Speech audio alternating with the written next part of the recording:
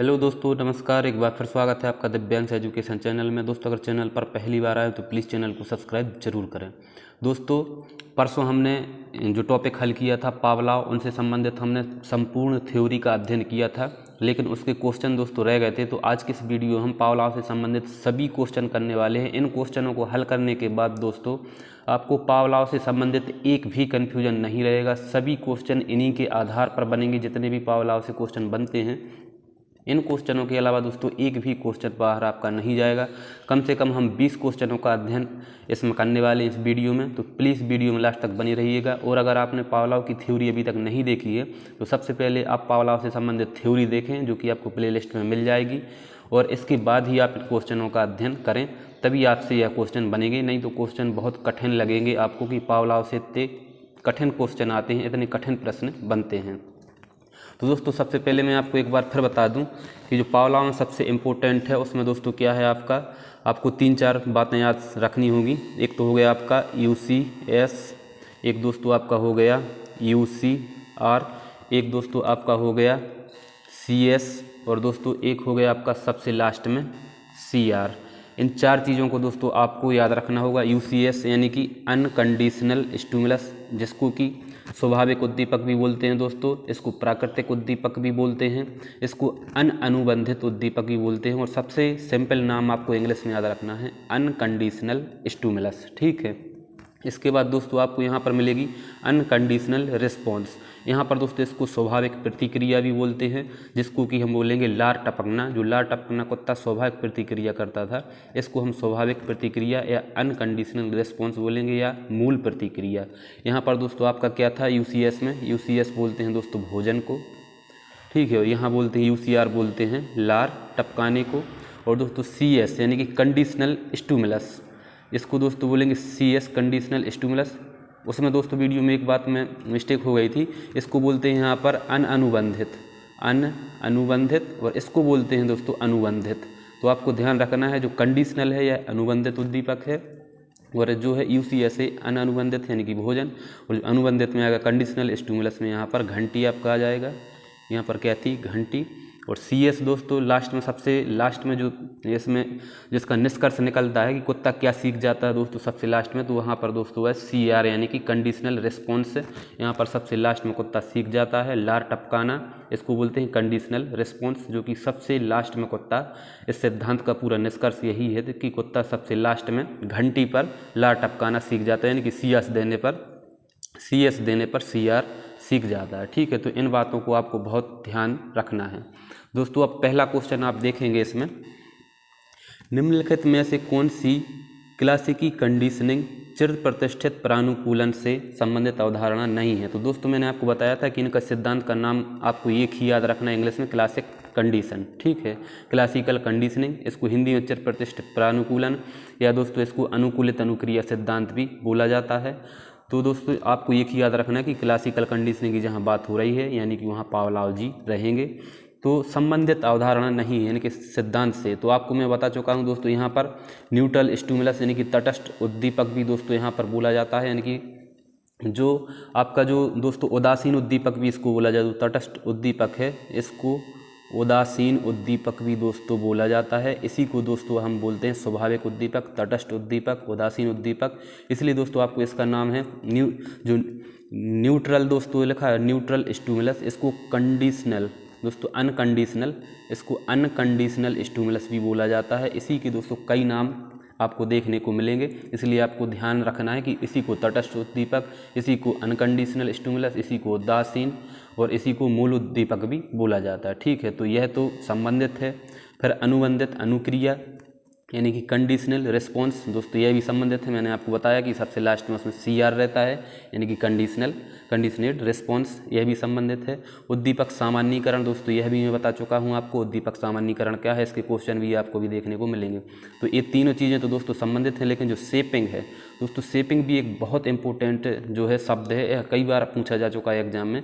यह शेपिंग है दोस्तों आपकी, यह स्किनर से संबंधित है दोस्तों। शेपिंग है जो स्किनर से संबंधित है। स्किनर की जो क्रिया प्रसूत अनुबंधन का सिद्धांत दिया है इन्होंने दोस्तों, स्किनर ने इससे संबंधित है शेपिंग।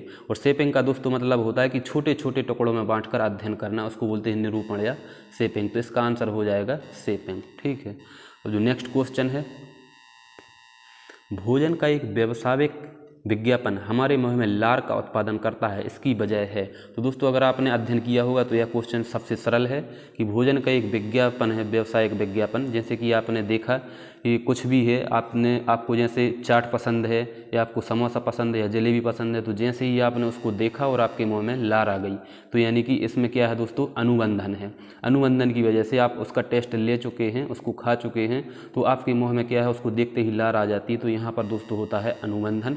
तो यहाँ पर सीधा सीधा आ जाएगा कि इसकी वजह क्या है दोस्तों, इसकी ऑपरेंट कंडीशनिंग होगा नहीं, ये स्किनर है।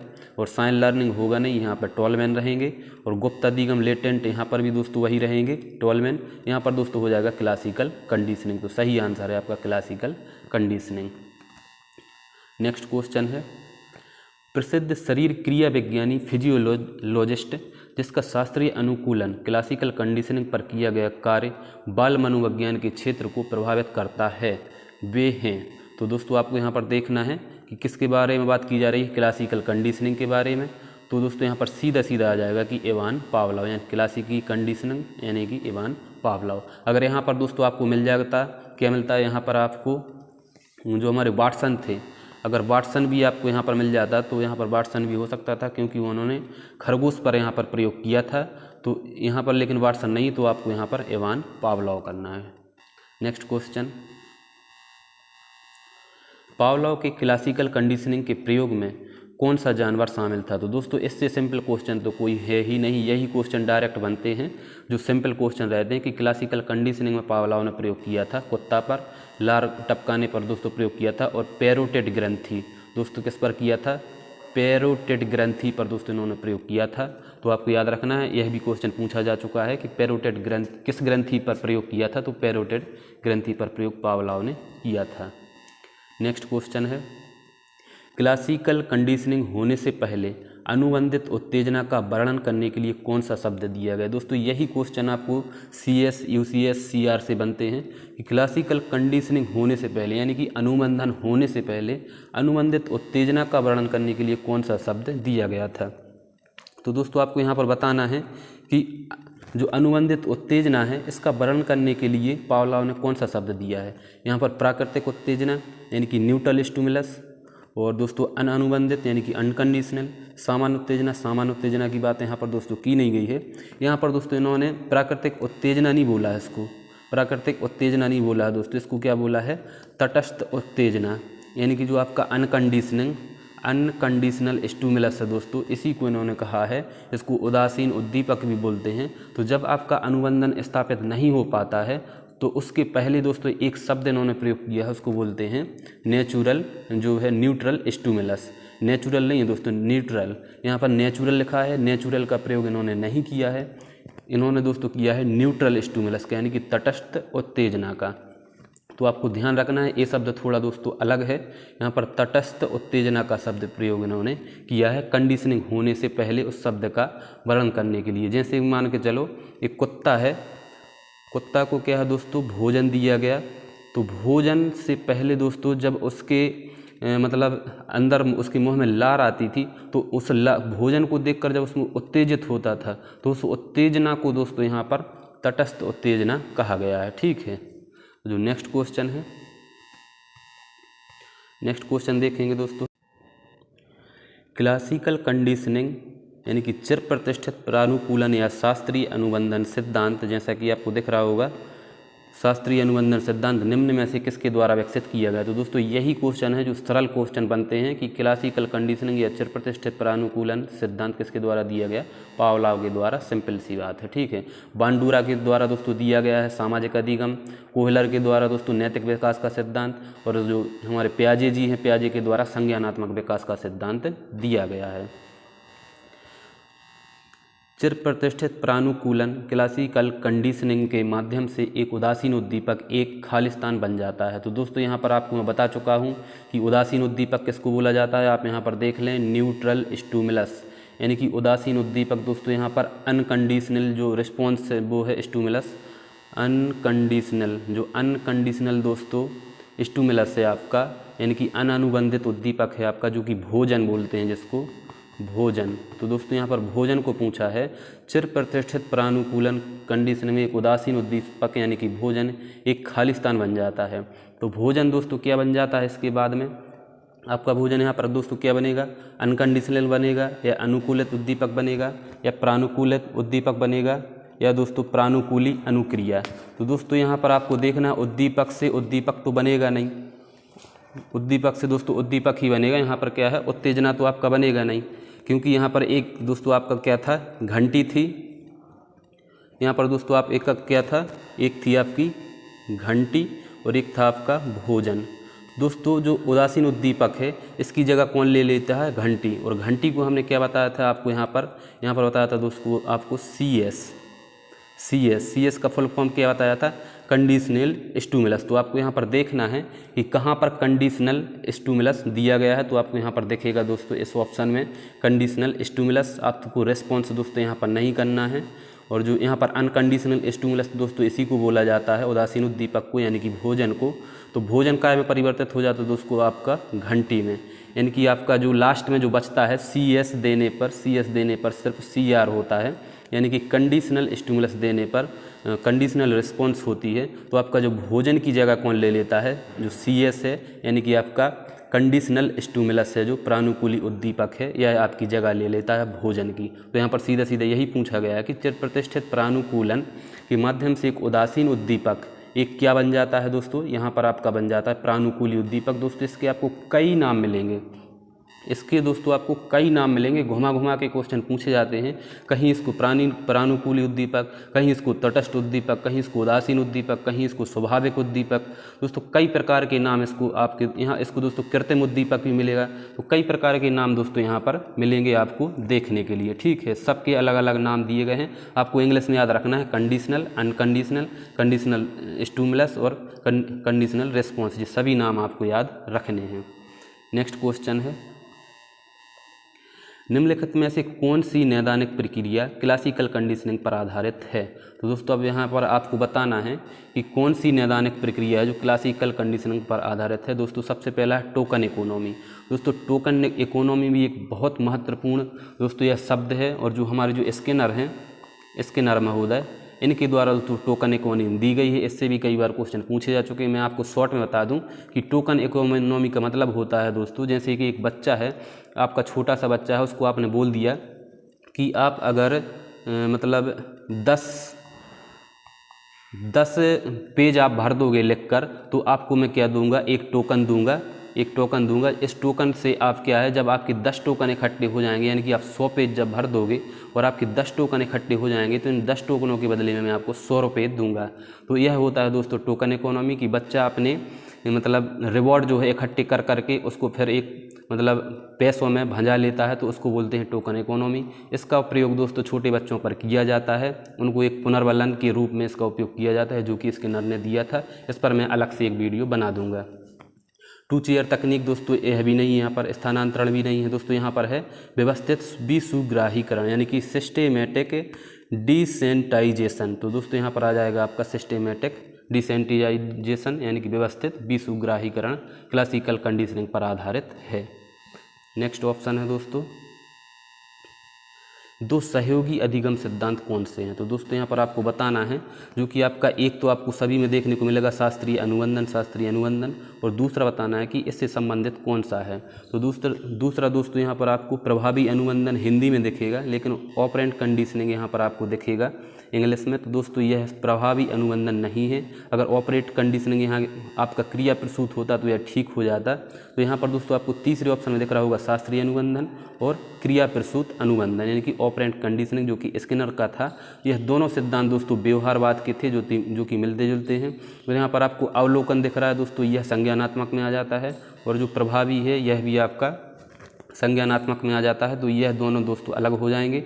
और यहाँ पर उत्पीड़क अनुबंधन, यानी कि जो उत्पीड़क अनुबंधन है, या कोई अनुबंधन दोस्तों नहीं है। तो आपका जो व्यवहारवादी सिद्धांत है यहाँ पर शास्त्रीय अनुबंधन और क्रिया प्रसूत अनुबंधन, यह दोनों व्यवहारवादी हैं। तो यहाँ पर क्या हो जाएंगे, सहयोगी अधिगम सिद्धांत, यह दोनों हो जाएंगे। तो 3 नंबर यहाँ का सही हो जाएगा। बाल विकास की निम्नलिखित में से कौन सा सिद्धांतकार उत्तेजना प्रतिक्रिया अधिगम सिद्धांत से संबंधित नहीं है? तो दोस्तों आपको यहाँ पर बताना है कि उत्तेजना प्रतिक्रिया अधिगम सिद्धांत से कौन सा सिद्धांतकार संबंधित नहीं है, यानी कि स्टिमुलस रिस्पॉन्स लर्निंग थ्योरी से कौन संबंधित नहीं है? दोस्तों पावलोव ने तो इसका सिद्धांत ही दिया है। जे.बी. वाटसन, दोस्तों मैं बता चुका हूँ, जे.बी. वाटसन ने भी खरगोश पर प्रयोग करके दोस्तों इसका प्रयोग किया है। तो जो दोस्तों यहाँ पर गैसेल और हल, तो दोस्तों हल भी क्या है, इन्होंने पुनर्बलन का सिद्धांत दिया है। पुनर्बलन का दोस्तों इन्होंने सिद्धांत दिया है C.L. हल ने। तो यह भी दोस्तों आपके प्रतिक्रिया सिद्धांत में आ गए। लेकिन जो गैसेल हैं दोस्तों, गैसेल ने ऐसा कोई अधिगम सिद्धांत नहीं दिया है दोस्तों, इन्होंने दिया है परिपक्वता अधिगम सिद्धांत। जो गैसेल हैं दोस्तों, गैसेल महोदय ने परिपक्वता अधिगम सिद्धांत दिया है। तो यहाँ पर अलग हो जाएंगे आपके गैसेल। नेक्स्ट क्वेश्चन, कुत्ते के साथ पावलोव के प्रसिद्ध प्रयोग में वह शब्द कौन सा था जिसका उपयोग उस भोजन का वर्णन करने के लिए किया गया था जिसके लिए कुत्ता स्वाभाविक रूप से लार टपकाता था? तो अगर आपने दोस्तों UCSCS,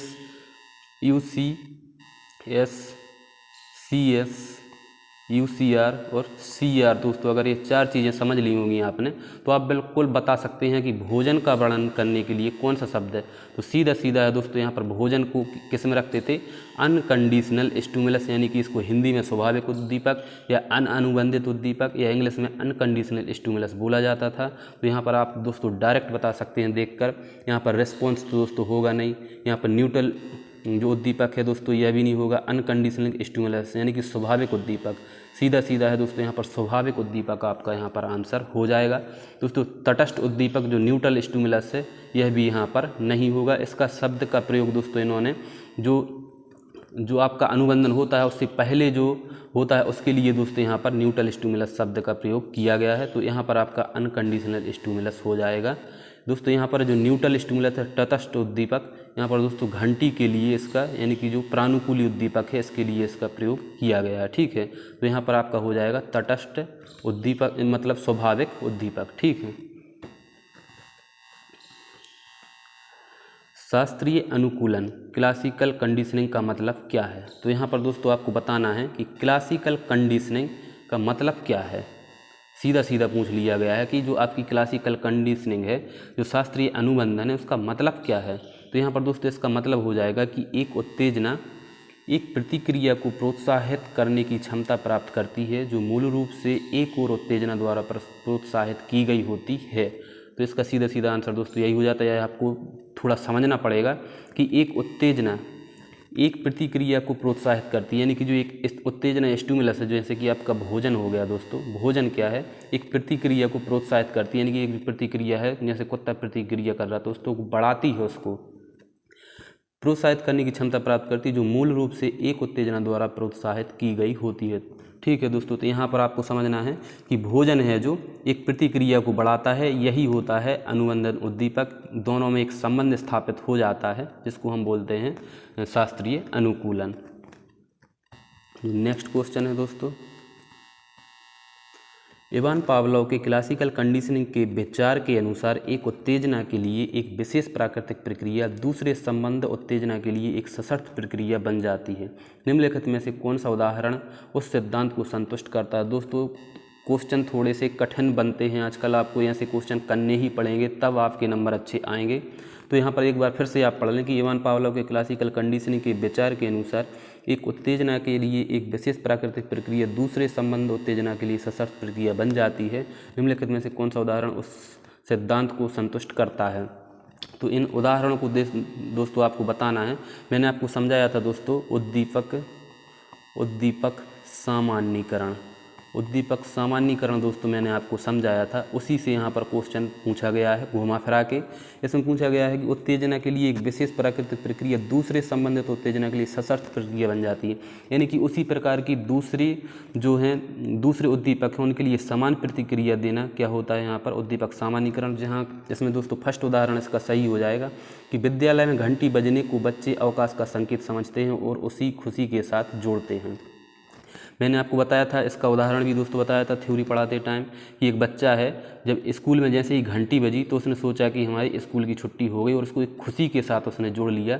इसी को बोलते हैं दोस्तों उद्दीपक सामान्यीकरण, यानी कि उसकी प्रकार की मिलती जुलती चीज़ों के समान प्रतिक्रिया देना, वहाँ पर दोस्तों होता है उद्दीपक सामान्यीकरण। इसका क्वेश्चन एक और आपको आगे देखने को मिल जाएगा, कोबरा वाला, वह भी हम देखेंगे।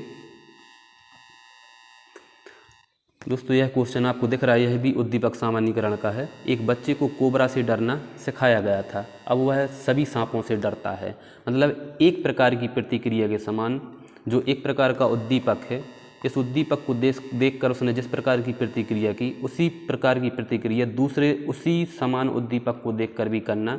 यानी कि एक सांप है तो काला तो होगा, दूसरा सांप भी दोस्तों उसको काला ही दिख रहा होगा, तो वह सभी सांपों से डरने लगा उसी प्रकार के उद्दीपक को देखकर। तो यहाँ पर होता है उद्दीपक सामान्यीकरण, कि एक बच्चे को मतलब कोबरा से डरना सिखाया जाता है, फिर वह सभी सांपों से डरने लगता है, मतलब उसी प्रकार के उद्दीपक से डरने लगता है।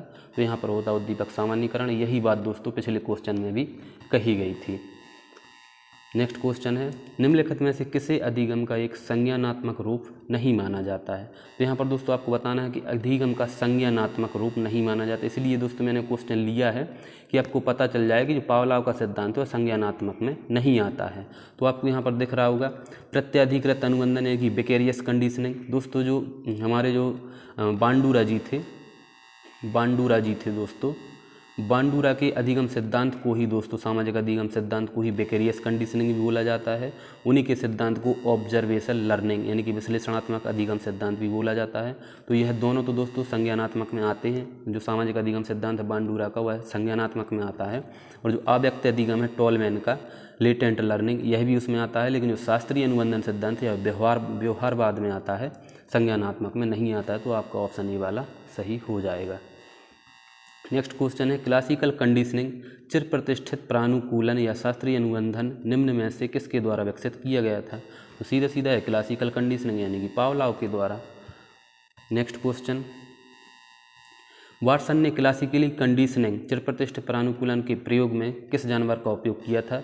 मैं आपको बता चुका हूं कि क्लासिकल कंडीशनिंग सिद्धांत वाटसन ने भी दोस्तों दिया था, और इन्होंने खरगोश पर प्रयोग किया था, और अल्बर्ट पर भी दोस्तों इन्होंने प्रयोग किया था, जो कि इनके बच्चे का नाम था अल्बर्ट, उस पर भी प्रयोग किया था। वो खरगोश पर भी इन्होंने प्रयोग किया था। नेक्स्ट क्वेश्चन है दोस्तों, शास्त्रीय अनुबंधन की प्रक्रिया के माध्यम से किस प्रकार की प्रतिक्रिया सीखी जाती है। दोस्तों मैं आपको फिर बताना चाहता हूँ कि आपको मैं बता चुका हूँ UCR, दोस्तों यहाँ पर UCR नहीं UCS दिया जाएगा तो UCR होगी, और लास्ट में दोस्तों क्या हो जाता है कि CS दिया जाता है तो CR होती है लास्ट में। कहाँ पर आ जाता है कुत्ता CR पे, यानी कि कंडीशनल रिस्पॉन्स देने लगता है। तो यहाँ पर आपको बताना है सीधा सीधा वही कि शास्त्रीय अनुबंधन सिद्धांत की प्रक्रिया के माध्यम से किस प्रकार की प्रतिक्रिया सीखी जाती है, यानी कि सबसे लास्ट में किस प्रकार की प्रतिक्रिया, निष्कर्ष क्या निकलता है कि कुत्ता यहाँ पर CR सीख रहा है, यानी कि यहाँ पर कंडीशनेट रिस्पॉन्स यहाँ पर सीख रहा है, यानी कि वातानुकूलित प्रतिक्रिया। अब दोस्तों इसके कई नाम हिंदी में रहते हैं, इसलिए मैं आपको बताता हूँ कि इंग्लिश में नाम को आपको याद रखना है कंडीशनेट रिस्पॉन्स, यानी कि हिंदी में इसको वातानुकूलित प्रतिक्रिया बोल दिया गया है। दोस्तों यहाँ पर सीधा सीधा गूगल ट्रांसलेट मारते हैं, इसलिए आपने पढ़ा होगा AC यानी कि एयर कंडीशनेड। तो यहाँ पर दोस्तों इन्होंने कंडीशनल का डायरेक्ट गूगल ट्रांसलेट मार के वातानुकूलित कर दिया, जबकि इसका हिंदी में दोस्तों मीनिंग अलग होता है। तो इसको दोस्तों कंडीशनल रिस्पॉन्स बोलते हैं, CS यानी कि CR लास्ट में कुत्ता सीख जाता है। नेक्स्ट क्वेश्चन दोस्तों, आज के इसमें इतने ही क्वेश्चन थे। शायद आपको मैं कम से कम दोस्तों पावलाव से संबंधित 20 प्रश्न करवा चुका हूं। अब इससे टफ क्वेश्चन दोस्तों बन ही नहीं सकता। पावलाव से दोस्तों अगर आप शर्त के साथ दोस्तों कह सकता हूं, पूरे विश्वास के साथ कह सकता हूं कि इन प्रश्नों से बाहर पावलाव से प्रश्न बनेगा ही नहीं, यहीं से क्वेश्चन बनता है। और जो मैंने थ्योरी बताई है उसी थ्योरी के आधार पर ही दोस्तों यह सभी क्वेश्चन बने हुए हैं। तो अगर आपको सेशन अच्छा लग रहा है तो प्लीज़ चैनल को सब्सक्राइब करें, ज़्यादा से ज़्यादा दोस्तों को शेयर करें, जोड़ें दोस्तों को कि आप अब वर्ग 2 की तैयारी अच्छे से स्टार्ट कर दीजिएगा, क्योंकि इसका जो स्कोर कार्ड रहेगा वह आजीवन अब मान रहेगा। इसी स्कोर कार्ड के आधार पर हमेशा भर्तियाँ होती रहेंगी। और कुछ दोस्तों बोल रहे थे कि सर नए लोगों को मौका नहीं मिलेगा, ऐसा नहीं, हर साल पात्रता परीक्षा होगी, लेकिन जो आपका जिसमें ज़्यादा स्कोर होगा इसी स्कोर कार्ड के आधार पर आपको भर्ती जो जॉब है दोस्तों वह मिलेगी। दोस्तों अगर सेशन अच्छा लगा तो प्लीज़ चैनल को सब्सक्राइब जरूर करें। धन्यवाद।